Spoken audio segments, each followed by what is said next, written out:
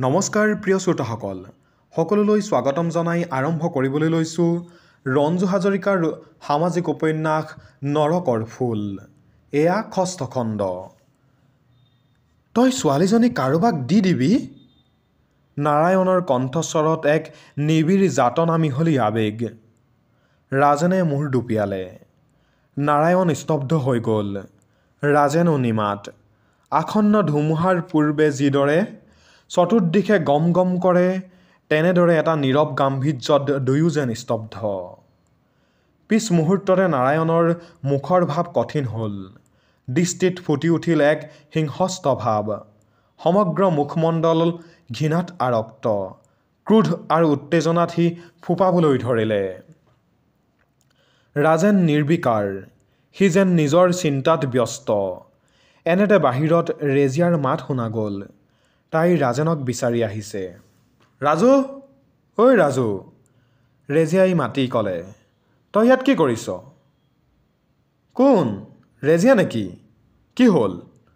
ৰাজেন বহাৰ পৰা উঠিল। ইয়াত তই অথনিৰ পৰা কি কৰি আছ? মোক ভাল চাকৰ পাইছ। দিনত যি সময় নাপাওঁ ৰাতিও সময় নাপাওঁ। ৰেজিয়াই যিহকে তিহকে বলকিবলৈ ধৰিলে। এই ৰহ, ইমান কেপকেপাই আছ কিয়? মই অহানো কি হৈছে? কিমান সময় হ'লনো? ৰাজেনে বাহিৰলৈ ওলাই আহি ক'লে। পিছে পিছে নাৰায়ণো আহিল। তোক বিচাৰি মানুহ এজন আহিছে। মই বহুৱাই থৈ আহিছোঁ, ৰেজিয়াই পুনৰ ক'লে। মোক বিচাৰি? ৰাজেন যেন আচৰিত হ'ল। কিবা হেনো জৰুৰী কথা আছে তোৰ লগত। ক'ৰ মানুহ, কি কথা মই একো সোধা নাই। আহ। ৰেজিয়া নৰ'ল। এই নিশাখন তোৰ ওচৰলৈ আকৌ কোন আহিল? নাৰায়ণে কৌতূহলেৰে প্ৰশ্ন কৰিলে। কোন আহিল কেনেকৈ কবি? ৰাজেন ঘৰৰ ফালে আগবাঢ়িল। যাওঁ নাযাওঁকৈ নাৰায়ণো ৰাজেনৰ ঘৰৰ ফালে আগবাঢ়িল। ৰাজেনে ঘৰৰ ভিতৰৰ সোমাই দেখা পালে এজন মানুহ সন্মুখৰ কোঠাটোত থকা হেণ্ডেল নোহোৱা চকীখনত বহি একান্ত মনে চিগাৰেট হুপি আছে। তেওঁৰ দৃষ্টি সন্মুখৰ বিচনাখনৰ ওপৰত নিবদ্ধ। ৰাজেনৰ তুলনীয়া কন্যা শুই আছে বিচনাখনত।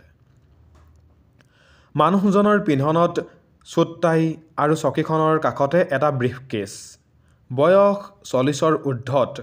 দুৱাৰমুখত থমকি ৰৈ ৰাজেনে খন্তেক মানুহজনলৈ চাই সংকোচ ভাৱেৰে এখোজ এখোজকৈ সোমাই আহিল। মানুহজনে মূৰ ঘূৰাই ৰাজেনলৈ চালে। ৰাজেন লগে লগে ৰৈ গ'ল। নমস্কাৰ।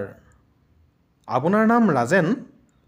মানুহজনে সসম্ভ্ৰমেৰে থিয় হৈ ক'লে। হয়, মই ৰাজেন। অজানিতে ৰাজেনৰ হাত দুখন নমস্কাৰৰ ভংগীত বুকুৰ ওচৰত আহি ৰ'ল। মানুহজন বহিল। ইতিমধ্যে নাৰায়ণো আহি ৰাজেনৰ ওচৰত থিয় হৈ ৰ'লহি। ৰাজেনে কোঠাৰ এচুকত কঁপি কঁপি জ্বলি থকা মমডালৰ ফালে এবাৰ চাই ৰেজিয়াক মাতিলে। ৰেজিয়া? কি হ'ল? ভিতৰৰ পৰা ৰেজিয়াই সুধিলে। লেম্পটো জ্বলাই নিদিলি কিয়? ৰাজেনে সুধিলে। তেল থাকিলেহে লেম্প জ্বলাবি? ৰেজিয়াই ভেকাহি মাৰি ক'লে। মমকে এডাল দে তেন্তে। এডাল মমেৰে পোহৰেই নহয়।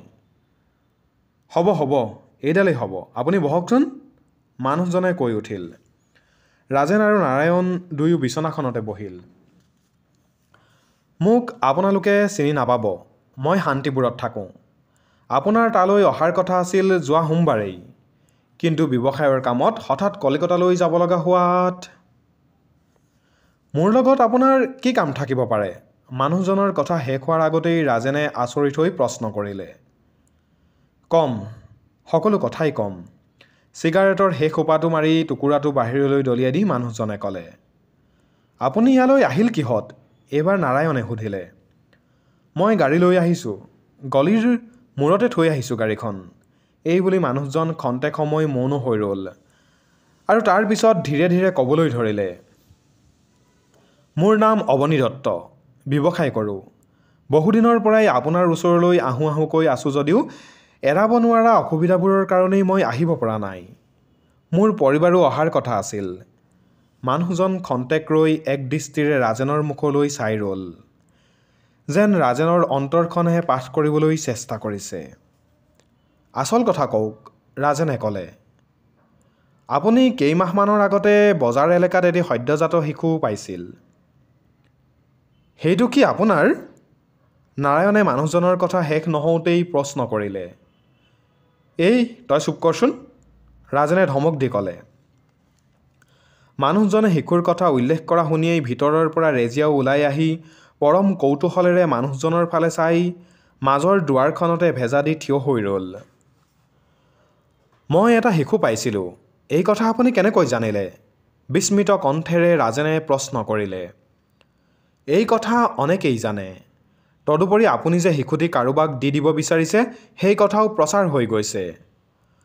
মই 2-3 মাহমানৰ আগৰ পৰাই খবৰ লৈ আছোঁ।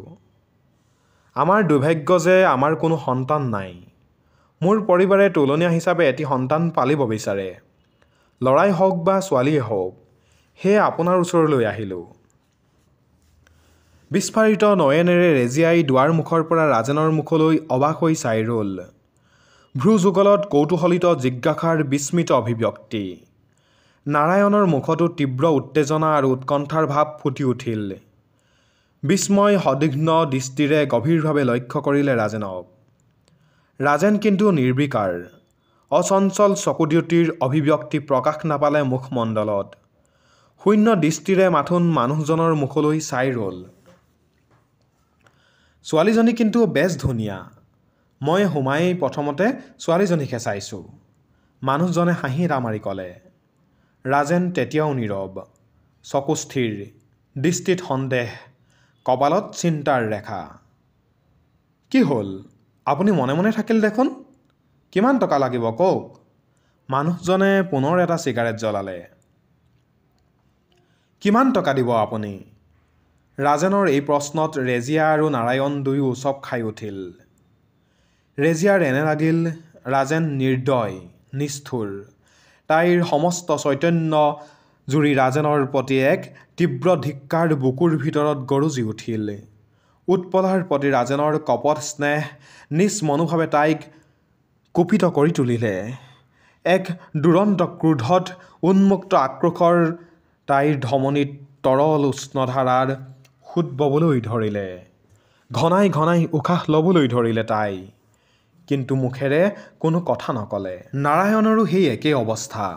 মুখখন পকা অঙঠাৰ দৰে ডগমগ কৰিবলৈ ধৰিলে।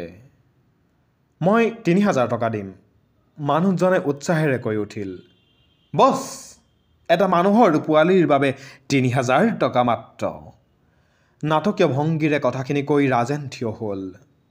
তেন্তে কওক, কিমান দিম? কিমান দিব আপুনি? ক্ষমা কৰিব দত্ত চাহেব, মই কচাই নহয়।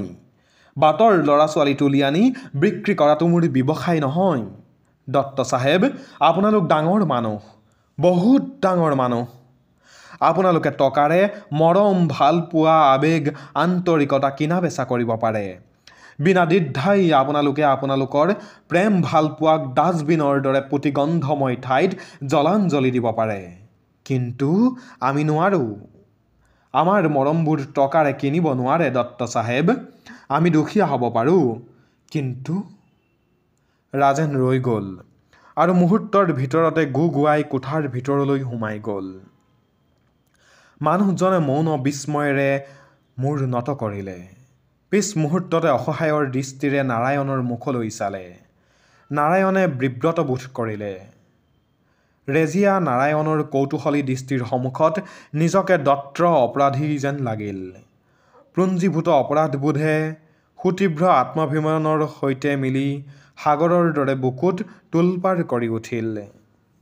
হঠাৎ মানুহজন থিয় হ'ল আৰু নাৰায়ণৰ ফালে চাই অত্যন্ত বিনয়েৰে ক'লে, অনুগ্ৰহ কৰি তেখেতক এবাৰ মাতি দিবনে?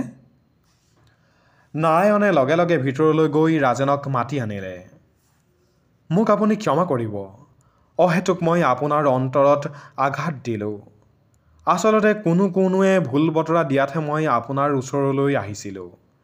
মানুহজনে ৰাজেনলৈ চাই হাতখন জোৰ কৰি ক'লে। ৰাজেন নিৰ্বাক। কথাৰ উত্তৰ দিব পৰা অৱস্থা তেতিয়া তাৰ নাছিল। দুই চকুত অগাধ বিস্ময়, বিভোৰ বিহ্বলতা। মানুহজনৰ মুখলৈ চাই থাকিব নোৱাৰি ভীৰুৰ দৰে মুখ ঘূৰালে ৰাজেনে। আৰু শুই থকা কেঁচুৱাটোৰ ফালে চাই ৰ'ল। মানুহজন দুখোজ আগুৱাই আহি বিচনাখনৰ কাষত থিয় হৈ ক'লে, বৰ ধুনীয়া হ'ব ছোৱালীজনী। কি নাম ৰাখিছে? উৎপলা। ৰাজেনৰ মুখৰ পৰা শব্দটো আপোনা আপুনি ওলাই আহিল। বাহ, বৰ সুন্দৰ নাম। শিশুটি দেখিলেই ল'বলৈ মন যায়।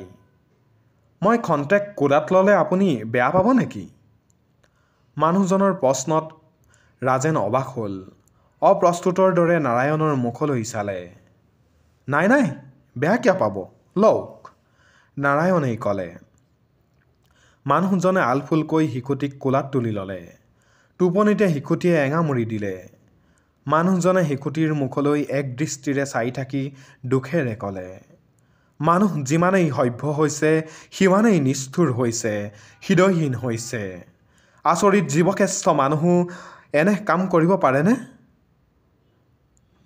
মানুহৰ বাহিৰে আন কোনো প্ৰাণীয়েই নিজৰ সন্তানক এনেদৰে?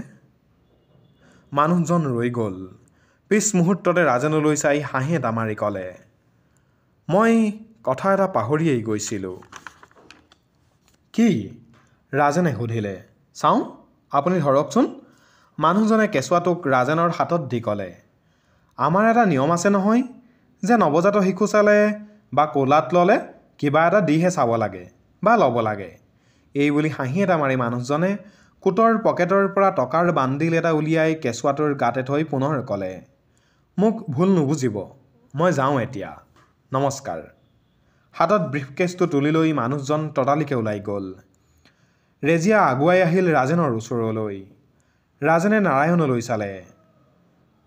তাৰ চকুত উজ্জ্বলভাৱে ফুটি উঠিছে এক ব্যাকুল উদ্বেগ আৰু অনুসন্ধিৎসু। নাৰায়ণ থিয় হৈ কেঁচুৱাটোৰ গাৰ ওপৰত মানুহজনে থৈ যোৱা নোটৰ বান্দিলটো তুলি ল'লে। এক অবৰ্ণনীয় দীপ্তিত নাৰায়ণৰ মুখমণ্ডল উদ্ভাসিত হ'ল। বহুত টকা ৰাজু, বহুত টকা। অধীৰ আনন্দৰ উন্মাদনাত নাৰায়ণে চিঞৰি উঠিল। হেজাৰৰ ওপৰ হ'ব চাগৈ। ৰেজিয়াৰ চকুৱে মুখে অশান্ত উত্তেজনা। ইতিমধ্যে নাৰায়ণে পুনৰ বিচনাত বহি লৈ টকাখিনি গণাত লাগিল। চিন্তাৰ দ্বন্দ্বত বিমুখ হৈ ৰাজেনে বোবা দৃষ্টিৰে গণি থকা টকাৰখিনিৰ ফালে চাই ৰ'ল। ২০০০, পুৰা ২০০০। নাৰায়ণে উচ্ছ্বসিত স্বৰেৰে কৈ উঠিল, তোৰ দোকান হৈ যাব ৰাজু। ৰাজেনে কোনো উত্তৰ নিদিলে।